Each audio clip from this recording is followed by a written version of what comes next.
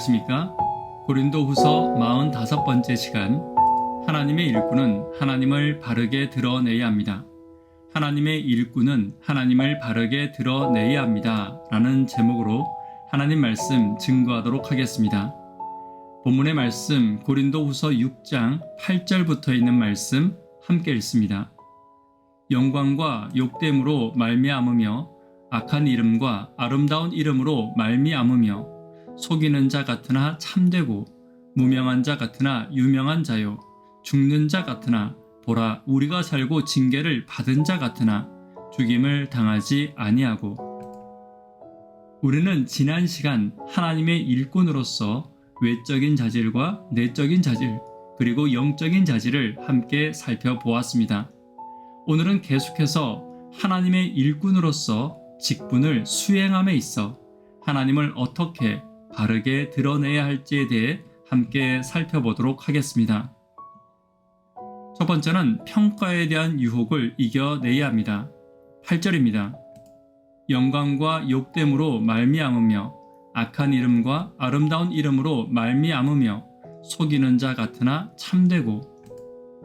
본문에 영광과 욕됨, 악한 이름과 아름다운 이름, 속이는 자와 참된 자가 나타내는 것이 무엇입니까? 하나님의 사역자는 뒤에서 비방하는 자들이 있음에도 불구하고 성실하고 사랑하는 태도를 결코 잃지 않아야 함을 나타내는 말들입니다. 그러나 본문은 그들 속에서도 한편으로는 좋은 평가를 받고자 하는 유혹이 있음을 이야기하고 있습니다. 그러나 이러한 평가에 대한 유혹은 결국 교만과 자기 만족으로 이끌 수밖에 없을 것입니다. 바울은 8절의 말씀을 통해 이렇게 말하고 있는 것입니다. 악한 평판이 잘못되었다 하더라도 결코 그를 해칠 수 없고 좋은 평판이 참되다 할지라도 결코 그를 삐뚤어지게 할 수 없다는 자신의 의지를 나타내 보이고 있는 것입니다. 우리도 평가에 대한 유혹이 분명히 있습니다. 그러나 비록 인간의 평가가 우리에게 힘이 될지라도 그러한 평가에 연연하거나 마음을 두어서는 안 될 것입니다. 오늘 하나님의 음성에 먼저 귀 기울이고 하나님의 바라보심에 마음을 더 세우는 저와 여러분 되기를 간절히 바랍니다. 두 번째로 인정받음에는 시간이 필요함을 기억해야 합니다. 9절입니다. 무명한 자 같으나 유명한 자여 죽는 자 같으나 보라 우리가 살고 징계를 받은 자 같으나 죽임을 당하지 아니하고. 바울은 계속해서 자신의 사도성에 대한 의심을 받고 있었습니다. 본문의 무능한 자는 바울이 사도로서의 인정을 제대로 받고 있지 못함을 말하는 말입니다. 그러나 사실 바울은 다른 사도들처럼 예수님의 생전의 모습과 부활을 직접 보지는 못했지만 사도로서 하나님께 직접 부름받은 더 중요한 조건을 가지고 있었습니다. 그러므로 시간이 지남에 따라 점차 예루살렘의 중심적 사도로 인정받았고 고린도 교회에서도 인정받는 사도가 되었습니다. 때때로 인정받음에는 시간이 필요합니다. 조급하게 나를 인정해주지 않는다고 해서 실망하거나 낙심할 필요는 없습니다. 하나님의 사도는 인내의 품성으로 기다림이 필요할 것입니다. 그리고 인내의 품성에 성실의 품성이 함께할 때 반드시 하나님과 사람의 인정함이 있음을 잊지 않는 저와 여러분 되기를 간절히 바랍니다. 세 번째는 구원의 실제적인 경험을 간증해야 합니다. 9절에 죽은 자 같으나 우리가 살았다는 말은 바울 본인이 죽게 된 위협을 받았지만 살아난 경험을 이야기하고 있습니다.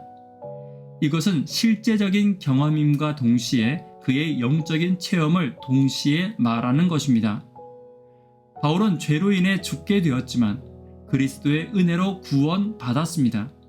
그리고 바울은 실제적인 위험 속에서도 그리스도의 건져주시는 구원의 은혜를 체험한 적이 있었습니다. 이것은 영적인 구원의 은혜가 바울 자신의 육신의 몸에 새겨지는 것과 같은 체험이었습니다. 그러므로 바울은 구원해 주시는 그리스도를 실제적으로 경험했고 그 경험을 성도들에게 전하고 있는 것입니다. 우리도 이론으로밖에 알지 못하고 체험하지 못한 생명을 구원하신 하나님의 은혜를 본인의 몸으로 직접 체험하고 그 체험을 간증으로 나누는 성도들이 있습니다. 예를 들면 큰 사고나 질병에서 하나님의 은혜로 기적적인 구원의 경험을 한 성도들에게는 그에 맞는 책임이 있는 것입니다. 오늘 우리에게도 어쩌면 매일의 삶 가운데 혹은 평생의 삶 가운데 하나님의 구원과 건지심의 경험들이 반드시 있을 것입니다.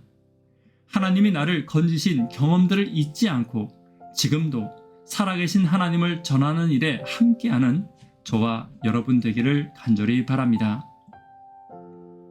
네 번째는 하나님을 바르게 보아야 합니다.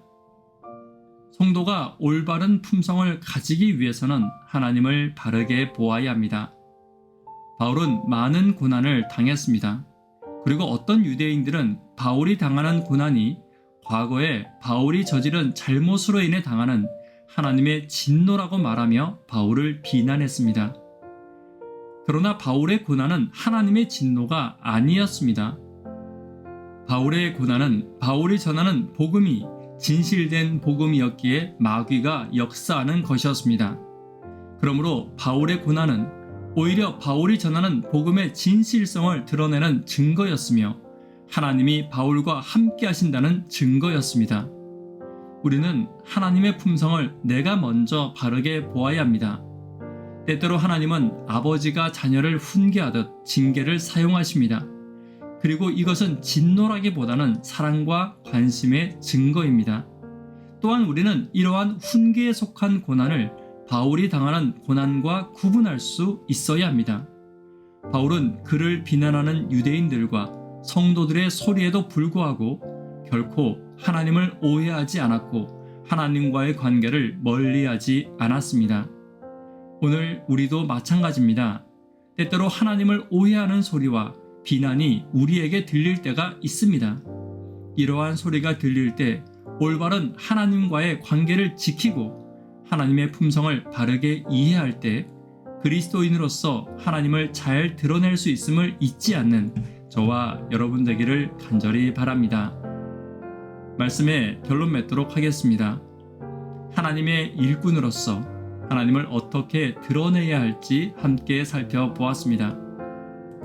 평가에 대한 유혹을 이겨내야 합니다. 인정받음에 조급해서는 안 됩니다. 구원의 경험을 간증해야 합니다. 하나님의 품성을 바르게 이해하는 저와 여러분 되기를 간절히 바랍니다. 기도 제목 함께 나누도록 하겠습니다. 구도자분들을 위해 기도 부탁드립니다. 하루 10분 하나님과 동역하기를 위해 기도 부탁드립니다. 학생, 청년, 어린이를 위해 기도 부탁드립니다. 환우분들을 위해 기도 부탁드립니다. 하나님의 품성을 바르게 드러내는 내가 되기를 위해 간절히 기도 부탁드립니다. 이 시간 개인적으로 기도하도록 하겠습니다. 감사합니다.